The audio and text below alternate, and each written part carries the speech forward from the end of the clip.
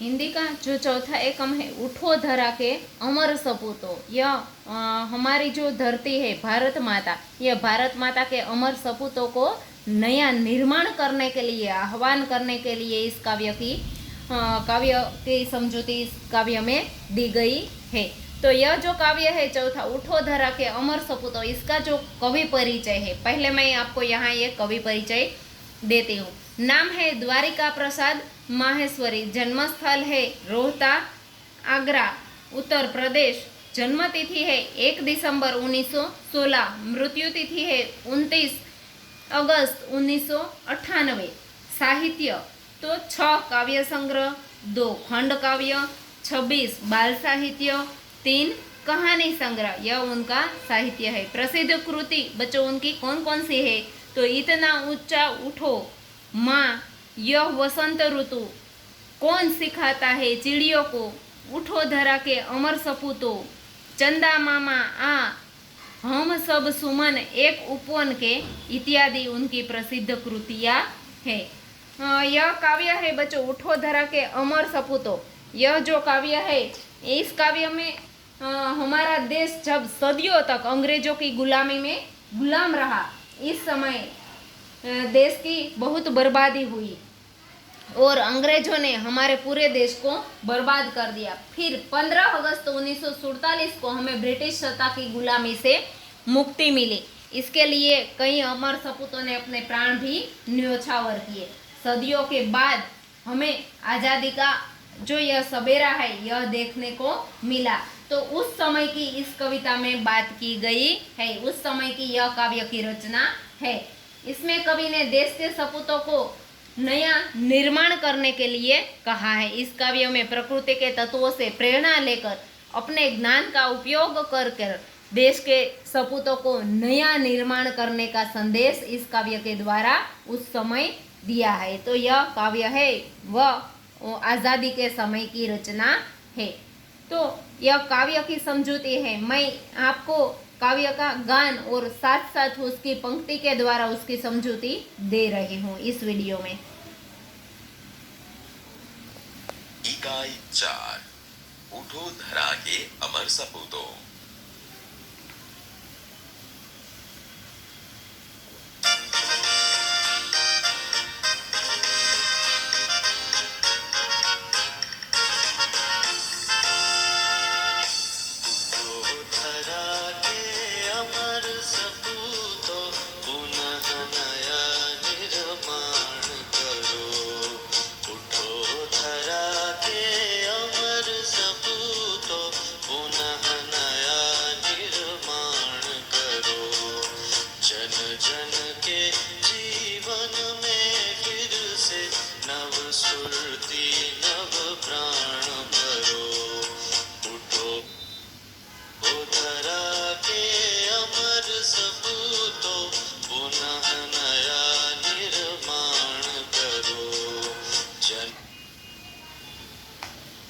तो बच्चों उठो धरा के अमर सपूतों पुनः नया निर्माण करो। तो यह धरा के यह धरा यानी कि भारत माता के सपूतों को, यानी कि भारत माता के जो अमर पुत्रों है उसको यहाँ आह्वान किया गया है कि अब गुलामी की जो रात है वह बीत गई है, जो गुलामी के दिन थे वह चले गए हैं और अब आज़ादी का नया सवेरा हुआ है। तो यह जो आज़ादी का नया सवेरा हुआ है तो तुम भी अपना अज्ञान और आलस्य को छोड़कर नई नींद से जागो और नई स्फूर्ति, नई प्राण अपने जीवन में भरो और देश के लिए नव निर्माण में लग जाओ। हे देश के अमर सपूतों, हे देशवासियों, जीवन में जो फिर से नया उत्साह भरना है, सभी लोगों में जो उत्साह भरना है और उनमें नए प्राणों का संचार करना है, तो हे देश के अमर सपूतों, इस काम के लिए तुम जागो और फिर से नया निर्माण करो। जन के जीवन में फिर से नव सुरती नव प्राण भरो।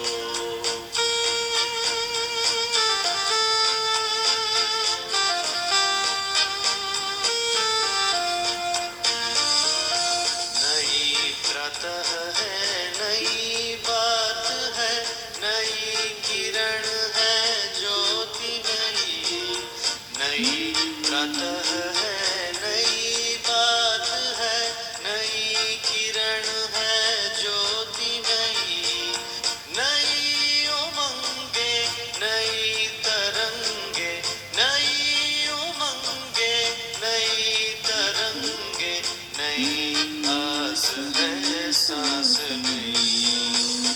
युग के मुरझे सुमनों में नई नई मुस्कान भरो।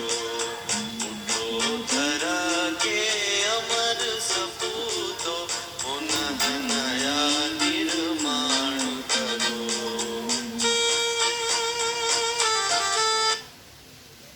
नई प्रातः है, यानी कि अब जो गुलामी के दिन बीत गए और उसके बाद जो सुबह आई है वह कैसी सुबह है बच्चों?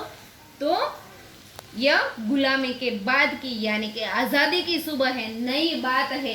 तो यानी कि नई चर्चाएं हो रही है कि अब हम आज़ाद हो गए हैं, तो अब हम क्या करेंगे? तो इस तरह कुछ नई चर्चाएं हैं। नई किरण है, ज्योति नई, नई किरण ज्योति नई, यानी कि नए विचार है। और यह सुबह भी, सुबह के साथ साथ ये नया सूर्य उगा है, उसकी किरणें भी नई है। नई उमंगे, यानी कि हमारे जीवन में जो नई आशाएं है, नई तरंगे है, तो सब अपने जीवन में नए प्रकाश का, सभी लोग है यह नए प्रकाश का अनुभव कर रहे हैं। क्योंकि अब तक तो देश गुलामी में था, लेकिन अब जो सबको मिला है वह नई आशाएं, नई उमंगे, नए विचारों के साथ नए प्रकाश का अनुभव हो रहा है। और हौसले भी नए हैं, नई आस और सांस भी नई है, यानी कि सबको नई नई आशाएं है कि अब हम ऐसा करेंगे, ऐसा करेंगे। और सांस भी, यानी कि जो श्वास है वह भी आज़ादी की श्वास ले रहे। युग युग के मुरझे सुमनों में, यानी कि युग युग के युगों से, जो वर्षों से जो फूल मुरझा गए थे, उनमें भी नई मुस्कान भरनी है। यानी कि देशवासी जो वर्षों से मुरझा गए थे अंग्रेजों की गुलामी में, उनमें भी नई मुस्कान भरनी, उनमें नए विचार लाने है। तो उठो धरा के अमर सपूतों, यानी कि अब जो अमर सपूत है वह तुम्हें उठकर देश का फिर से नया पुनः निर्माण करना है। अब आगे की पंक्ति सुनिए।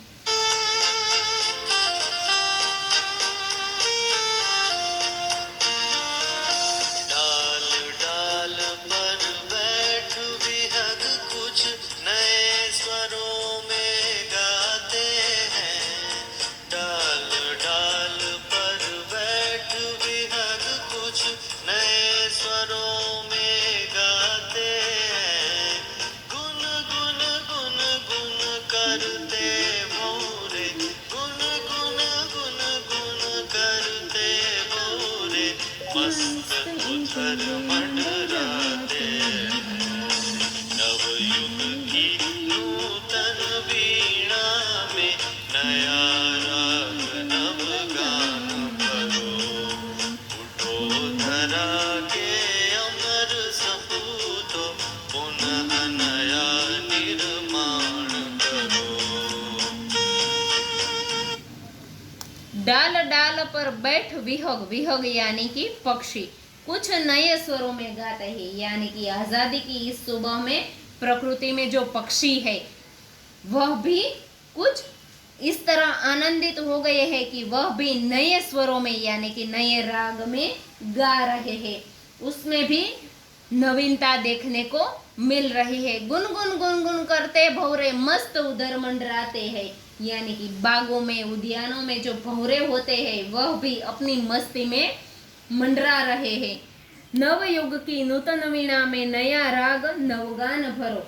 तो हे देशवासियों, देश के सपूतों, स्वतंत्रता के बाद जो आज नया युग मिला है, हमें नया जीवन दान मिला है, तो उसकी जो यह नूतन यानी कि नवीन जो वीणा है उसमें तुम्हें नए राग भरने हैं। यानी कि हर एक, जिस तरह पक्षी भी नए राग में, नए स्वरों में गा रहे, भंवरे भी गुनगुन कर मस्त मंडराते हैं, तो उस तरह हर एक मनुष्य के जन जीवन में, मनुष्य में भी नया राग आना चाहिए और उसमें भी हर एक मनुष्य में भी नया गान भरना है और उसे भी इस प्रकृति की तरह, नई सुबह की तरह हमें आनंदित करना है। तो उठो धरा के अमर सपूतों और फिर से इस देश का पुनः नया निर्माण करो।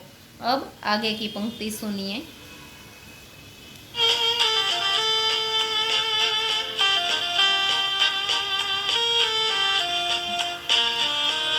कली कली खिल रही धरती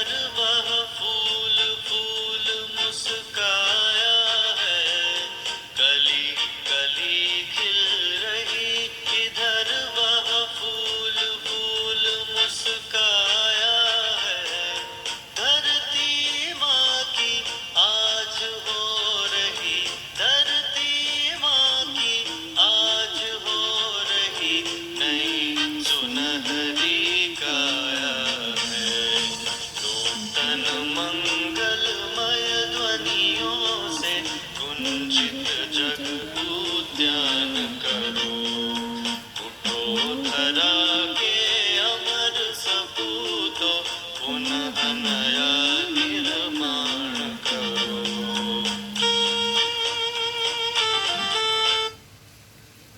तो कली कली खिल रही इधर वह फूल फूल मुस्काया है। कली कली खिल रही, कली कहाँ खिलती है बच्चों? बगीचे में, बाग में, उद्यान में। तो यहाँ किस उद्यान की बात की गई? भारत देश रूपी उद्यान की बात की गई। उसमें हर कली खिल रही है, यानी कि प्रत्येक मनुष्य को कली की तरह बताया गया है कि हर एक मनुष्य है वह कली की तरह खिल रहा है, वह फूल फूल भी मुस्कुराया है, यानी कि हर एक मनुष्य के चेहरे पर फूलों की तरह सुंदर मुस्कान देखने को मिल रही है। धरती माँ की आज वो रही नई सुनहरी काया है, यानी कि जो यह धरती माता है, भारत माता की जो धरती है वह भी आज सुनहरी यानी कि सोनेरी, सुनहरी यानी कि सोने की हो गई है। धरती माँ है वह भी सुंदर सुनहरी, जैसे सोना चमकता है तो उस तरह हमारे देश की धरती भी चमक रही है। तो हे देश के सपूतों, तुम्हें भी हमारे देश को नूतन मंगलमय ध्वनियों से, जब कहीं कोई हवन होता है तो वहाँ जो ब्राह्मण होते हैं उसकी जो आवाज होती है वह नूतन और मंगलमय ध्वनि से सारा देश, सारा वातावरण गुंजित हो जाता है। तो ठीक उसी तरह हे अमर सपूतों, तुम्हें भी अपने मंगलमय ध्वनि से इस धरा को, इस संसार को, इस भारत देश को और भारत देश रूपी उद्यान को गुंजित करना है। हे अमर सपूतों, तुम भी उठो और इस धरा का फिर से पुनः नया निर्माण करो, भारत देश का नव निर्माण करो। अब आगे की पंक्ति सुनिए।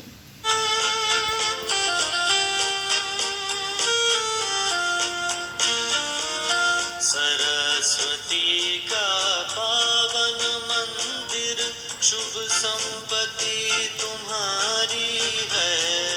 सरस्वती का पावन मंदिर, शुभ संपत्ति तुम्हारी है। तुम में से हर बालक इसका, तुम में से हर बालक इसका रक्षक और पुजारी है। शत शत दीपक जला ज्ञान के नवयुग का आह्वान करो। उठो धरा के अमर सपूतों, पुनः नया निर्माण करो। जन जन के जीवन में फिर से नव स्फूर्ति, नव प्राण करो। उठो धरा के अमर सपूतों, पुनः नया निर्माण करो। तो बच्चों, यहाँ जो आखिर की पंक्ति है, बहुत सुंदर बात इस पंक्ति में की गई है। सरस्वती का पावन मंदिर, शुभ संपत्ति तुम्हारी है। सरस्वती का पावन मंदिर यानी कि शाला। तो यहाँ शाला की बात की गई है। कवि यहाँ तुमसे कहते हैं बच्चों कि तुम इस देश के सरस्वती माँ के पावन मंदिर के रक्षक हो। यहाँ कल्याणकारी सारी, यहाँ जो कल्याणकारी सारी विद्याएं है यह तुम्हारी संपत्ति है, क्योंकि यहाँ जो शुभ संपत्ति दी जाती है वह विद्या रूपी संपत्ति है। तो इसके तुम रक्षक हो। तुम में से हर बालक इसका रक्षक और पुजारी है। हर एक मंदिर में पुजारी होता है, वह उस मंदिर की देखभाल करता है, उसकी संपत्ति का ध्यान रखता है। तो यह सरस्वती माँ का जो मंदिर है उसका रक्षक और पुजारी कौन है बच्चों? तो वह तुम हो। तो हमारी जो शाला है यानी कि हमारी जो डांडनी प्राथमिक शाला है उसके रक्षक और पुजारी कौन हुए बच्चों? तुम हुए। तो इसकी रक्षा करना और इसकी पूजा करना तुम्हारा धर्म है। सत सत दीपक जला ज्ञान के नव युग का आह्वान करो। दीपक जलाना है, सत सत यानी कि 100 दीपक जलाने हैं। कैसे? ज्ञान के 100 दीपक तुम्हें जलाने हैं और फिर आने वाला जो नव युग है उसका तुम्हें आह्वान करना है। यानी कि आगे की पीढ़ी को हमें शिक्षित करने के लिए पहले हमें शिक्षित होना होगा, हमें विद्या का ज्ञान लेना होगा और इसके लिए पहले हमें कुछ गुणों की आवश्यकता होती है। तो वह कैसे गुण होते हैं बच्चों? तो वह है संयम, विद्या, यह सब जो गुण है यह हमें होने चाहिए। तो यहाँ आपको भी यह इस कविता के द्वारा संदेश दिया गया है कि नए युग के लिए तुम्हें भी पढ़ना होगा, ज्ञान पाना होगा और फिर देश के भविष्य का सुधार करना होगा और उससे ही हमारा देश का जो भविष्य है वह उज्जवल होगा। तो हे देश के अमर सपूतों, फिर तुम यह उठो और इस देश का पुनः नया निर्माण करो। तो बच्चों, तुम्हें इस काव्य का जो गान मैंने मोबाइल के द्वारा सुनाया है, तुम्हें भी इस तरह काव्य को कंठस्थ करके इस काव्य का राग है उस राग में गाने का प्रयत्न करना है। आगे के वीडियो के बाद, तब तक के लिए अस्तु।